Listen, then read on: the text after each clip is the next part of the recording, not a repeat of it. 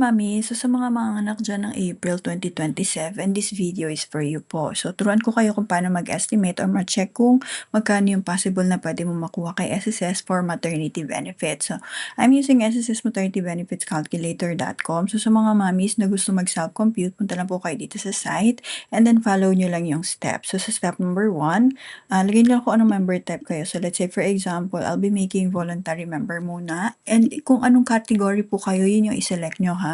And then for maternity case, normal delivery or CS delivery. So sa mga solo parent mommies dyan, pwede nyo i-click ito. So ito yung i-click nyo. Mas mataas siya ng additional 15 days for leave duration. And then for other types naman, like miscarriage, I'll be making separate video for this po. Yan. So, EDD natin, expected due date is April 2027. And then show qualifying period. So, qualifying period natin is January 2026 to December 2026. So, kailangan mo rin at least 3 months posted contribution ka para mag-qualify kay SSS MatBen. So, ano ibig sabihin ng posted contribution? Kailangan hindi po siya late payment and sa tamang qualifying month po siya nabayaran. And as a step number 3, enter your total contribution. So, let's say for example, ayan, ito muna yung contribution natin, ha? By the way, this is also very good to prepare. Since the current month ngayon is July pa lang, pwede mo pang ma-maximize yung MatBen mo. So, kung halimbawa, ayan, ito yung mga contribution mo ngayon. Ayan, and then wala ka pang contribution sa other months. So, calculate natin. So, ito yung estimate na pwede mong makuha kay SSS for MatBen. Now, paano mo siya ma-maximize? So, di ba meron tayong mga months na pwede pang hulugan, di ba?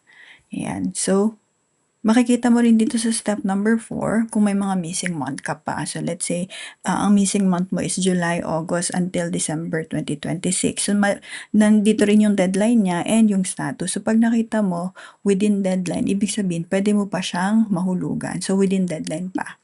Yan. Kung halimbawa naman naka-red na to or past due na, ibig sabihin, hindi mo na siya pwedeng mahabol or kung mahabol mo man siya, considered late payment na. Yan. So, paano mo siya ma-maximize? So, mayroon dito sa site, you may still increase your benefit. So, paano? I-click mo lang to and then lalabas dito yung possible increase na pwede mo pang makuha ka for your MatBen. So, yan, calculate natin ha. So kung halimbawa sa July, since wala ka pang contribution ng July, pwede mo siyang i-maximize ng let's say 3,000 per month yung ihuhulog mo. 3,000 sa July, so August, September, October, November, and December. So calculate mo yung possible increase. So ito na po yung pwede mong makuha kay SSS for your MatBen kung marunong kang i-strategize yung kung alam mo kung paano mo maximize yung benefit mo since meron ka pang time. Ayan.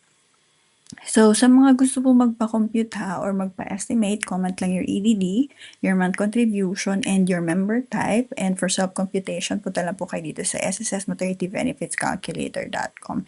And sa mga mommies na need ng extra fund, I have a referral link po dito. Ayan, click nyo lang to. And then, mapupunta po kayo kay Union Bank Credit Card. Wala tayong commitment dito ha, whether you're approved or not, pwede po kayong mag-fill up. But a reminder lang, this is credit card po. Kapag ginamit nyo siya, kailangan nyo rin siyang bayaran. Ayan. So, don't forget din to subscribe and hit the notification para if we have new videos, ma-update po kayo.